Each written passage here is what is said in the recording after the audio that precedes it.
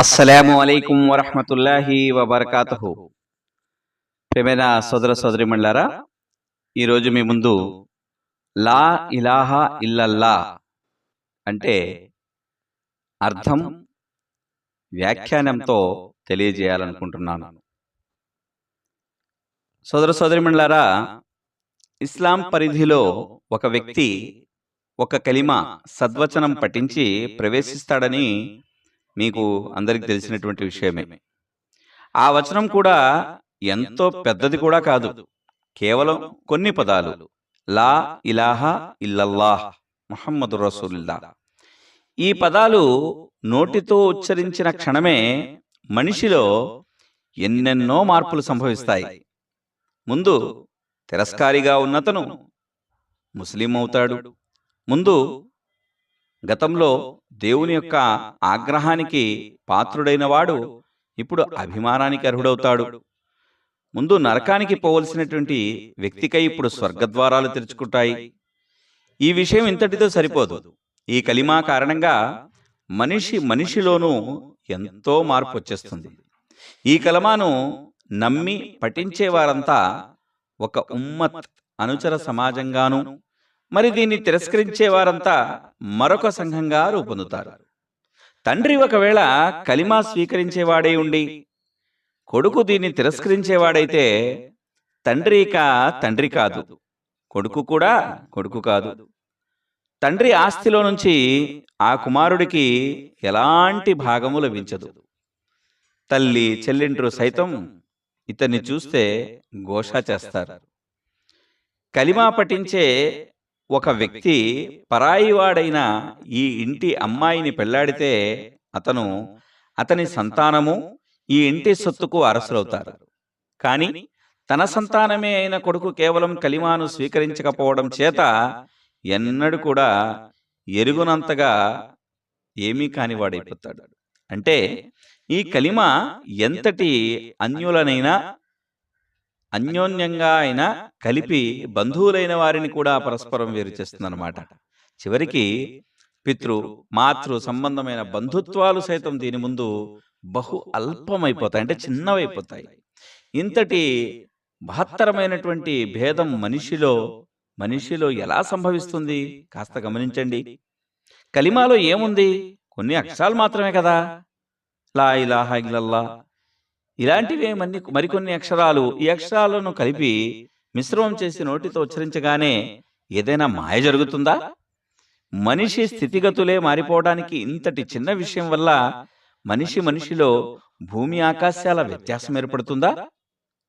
సోదర సోదరిమణులారా, మీరే కాస్త మీ వివేకాన్ని ఉపయోగించి గమనించారంటే కేవలం నోరు తెరిచి నాలుకాడించి కొన్ని అక్షరాలు ఉచ్చరించడం వలన ఇంతటి ప్రభావం పడదని చెప్పి మన బుద్ధి మనకు సమాధానం ఇస్తుంది. అయితే మంత్రానికి భావం ఏమిటి ఎవరికి తెలియకపోయినా, మంత్రం పఠించగానే కొండలు కంపిస్తాయని, భూమి బద్దలవుతుందని, నీరు ఉప్పొంగి వస్తుందని విగ్రహారాధకులు బహుదయారాధకులు అయితే తప్పకుండా భావిస్తారు. ఎందుకంటే ప్రభావం అంతా అక్షరాల్లోనే ఉందని, అవి అలా నోటి నుంచి వెలువడగానే మాయాద్వారాలు తెరుచుకుంటాయని వారి విశ్వాసం. కానీ ఇస్లాంలో అలా కానే కాదు. ఇక్కడ అర్థానికే ప్రాధాన్యత ఎక్కువ ఉంటుంది. శబ్దాల ప్రభావం అర్థానికి లోబడి ఉంటుంది.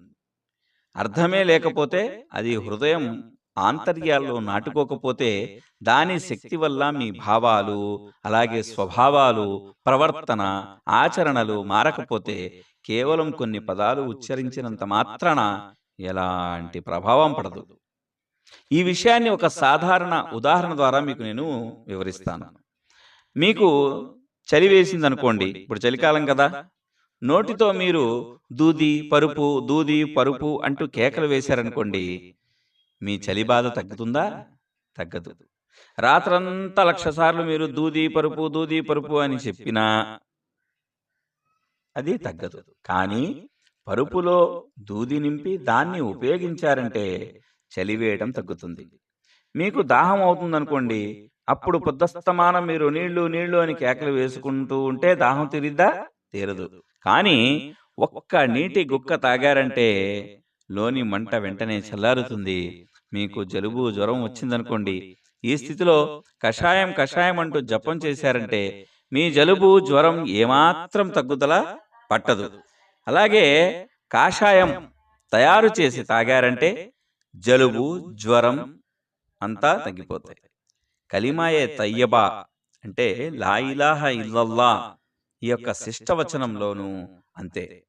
తిరస్కారిగా ఉన్న మనిషి ముస్లింగాను, దైవానుగ్రహానికి పాత్రుడైనటువంటి మనిషి దైవ ప్రేమ పాత్రుడుగాను, నరకపాత్రుడు స్వర్గపాత్రుడుగాను మారిపోయేంతటి గొప్ప వ్యత్యాసం కేవలం ఈ 6-7 పదాల పలుకుల వెనుక ఉంటుంది. ఈ వ్యత్యాసం ఎలా సంభవిస్తుందంటే ముందు ఈ యొక్క పదాల భావం మనం తెలుసుకోవాలి. ఆ భావం మీ హృదయాల్లో నాటుకున్నప్పుడు, భావం ఎరిగినప్పుడు మీరు ఆ పదాలను నోటితో చెప్పారంటే మీ దేవుని ఎదుట అంటే అల్లాహ్ ఎదుట, సమస్త లోకం ఎదుట ఎంత గొప్ప ప్రమాణం స్వీకారం చేస్తున్నామో, ఈ ప్రమాణం కారణంగా ఎంత గొప్ప బాధ్యత మీపై పడుతుందో పరిపూర్ణ జ్ఞానం మనకు కలుగుతుంది.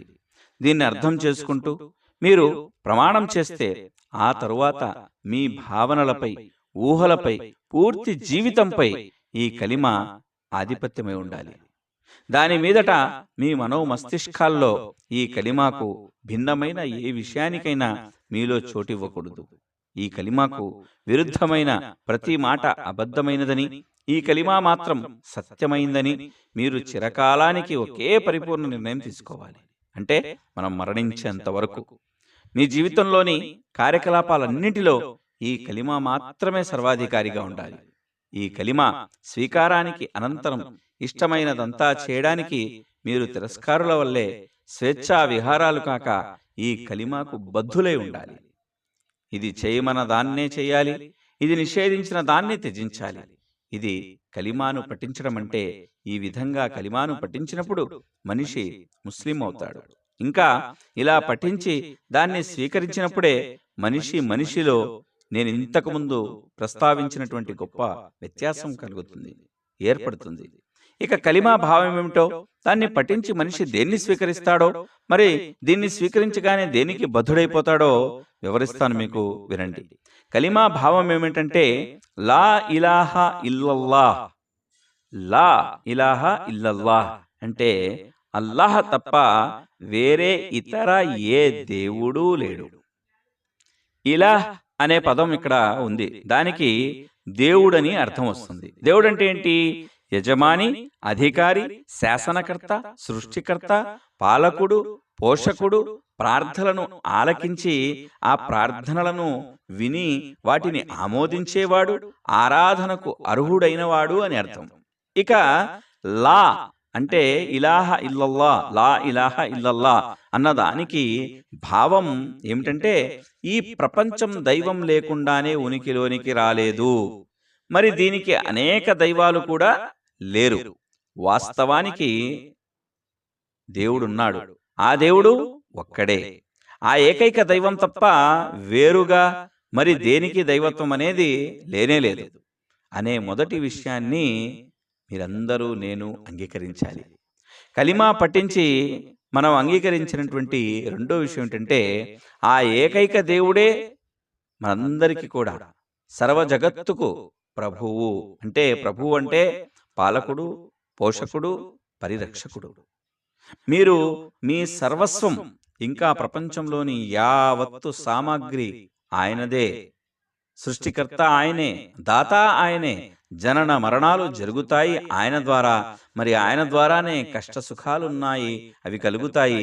ఎవరికి ఏది ప్రాప్తమైనా వాస్తవంగా దాని యొక్క దాత కూడా ఆయనే. ఎవరు ఏది కోల్పోయినా అలాగే కోల్పోవలసింది ఉన్నా అదంతా వాస్తవానికి దాన్ని తీసుకునేది సైతము ఆయనే.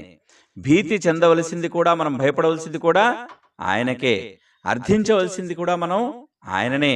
తల ఒగ్గవలసింది కూడా ఆయన ముందే. ఆరాధనలు, దాస్యాలు చెల్లించాలంటే కేవలం ఆయనకే. ఆయనకు తప్ప మనం వేరొకరికి బానిసలము, సేవకులము కానే కాదు. ఆయన తప్ప మనకు వేరొక ప్రభువు, అధికారి, ఆయన ఆజ్ఞల్ని పాలించడము, ఆయన శాసనాన్ని అనుసరించడమే మన నిజమైనటువంటి విధి. ఆయన తప్ప మనకు వేరొక ప్రభువు అధికారి లేనేలేడు. లా ఇలాహ ఇల్లల్లా పఠించగానే తమ యొక్క దేవునితో మీరు చేసేటటువంటి ప్రతిజ్ఞా ప్రమాణాలివి. కేవలం మనం లా ఇలాహ ఇల్లల్లా అంటున్నామంటే అది కేవలం అల్లా తప్ప ఆరాధనకు అర్హుడు లేడు అని చెప్పటమే కాదు, దానికి ఇంత వివరణ ఉంది. అదేమిటి?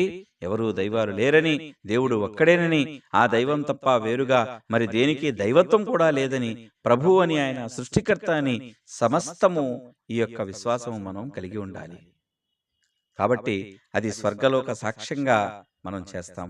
దీనికి విరుద్ధంగా ఆచరించామంటే మన నోరు, మన కాళ్ళు, మన చేతులు, మన రోమమే కాదు, భూమి ఆకాశాల అణువణువు దేని సమక్షంలో మీరు మిథ్యా ప్రమాణం చేశారో అవన్నీ దైవ న్యాయస్థానంలో మీకు ప్రతికూలంగా సాక్ష్యమిస్తాయి. మిమ్మల్ని నన్ను నిరపరాధిగా నిరూపించేందుకు ఒక్క సాక్షి కూడా లభించడు. మీరు కడువు నిస్సహాయ స్థితిలో అక్కడ మనం నిలబడవలసి ఉంటుంది. మన తరపున వాదించటానికి ఏ వకీలు, ఏ బారిస్టరు గారు మనకు దొరకరు. ప్రపంచ న్యాయస్థానాల్లో తారుమారు చేస్తూ సంచరించే ఈ వకీలు, బారిస్టర్లు గారు అందరూ కూడా మన వల్లనే దీనస్థితిలో అక్కడ నించునుంటారు. అబద్ధపు సాక్ష్యాలు, కృత్రిమ దస్తావేజులు సమర్పించి తప్పుడు వాదం ద్వారా తప్పించుకోవడానికి ఆ న్యాయస్థానం ఏమాత్రం చోటివ్వదు. ప్రపంచపు పోలీసుల నుంచి తమ అపరాధాన్ని దాచగలిగినట్లుగా దేవుని పోలీసుల నుంచి అలా మనం చేయజాలం. అంటే దేవుని పోలీసులు ఎవరండి? దైవదూతలు. ప్రపంచంలోని పోలీసులు లంచం తీసుకుంటారు కానీ దేవుని పోలీసులు అంటే దైవదూతలు లంచం తీసుకోరు. ప్రపంచంలోని సాక్షులు అబద్ధం ఆడగలరు కానీ దేవుని సాక్షులకు సత్యం పలకడం తప్ప వేరేది ఏదీ తెలియదు. ప్రపంచంలోని అధికారులు అన్యాయం చేయగలరు కానీ దేవుడు అన్యాయం చేసే అధికారి కానే కాదు. దేవుడు బంధించే చెరసాల నుంచి తప్పించుకుని పారిపోయే మార్గం మనకు ఏదీ దొరకదు. ఇలాంటి పరిస్థితుల్లో దేవునితో మిథ్యా ప్రమాణం చేయడం అత్యంత అవివేకం, అతి ఘోరమైనటువంటి అవివేకం. ప్రమాణం చేసేటప్పుడు మనం బాగా ఆలోచించి మరీ చేయండి. దాన్ని పరిపూర్ణంగా నెరవేర్చాలి. ఇష్టాలతో ప్రమేయం లేకుండా ప్రమాణం చేయాలి. మనం ఎప్పుడో కల్మా చదివాం, లా ఇలాహ ఇల్లల్లా ముహమ్మదు రసూలుల్లా అని. మరి దాని మీద మనం పటిష్టంగా ఉన్నామా? మనం చేస్తున్నటువంటి ఆ వాగ్దానం అల్లాహ్ తప్ప ఆరాధనకు అర్హులు ఎవరూ లేరని, లాభ నష్టాలు కలిగించేవాడు కేవలం ఆయనేనని, స్వస్థత అనారోగ్యము కలిగించేవాడు ఆయనేనని, ఇలాంటి మాట మీద మనం స్థిరంగా ఉన్నామా లేదా? మన ఇష్టాలను పక్కన పెట్టి అల్లాహ్ యొక్క ఇష్టాలకి అనుగుణంగా మన జీవితం ఉందా లేదా? మనం ఇది ఆలోచించుకోవాలి సోదర సోదరిమణులారా. కేవలం లా ఇలాహ ఇల్లల్లా అంటే కొన్ని పదాలే కాదు, కేవలం అది కల్మానే కాదు, దాని వెనకాల ఎంతో అర్థార్థం ఉంది.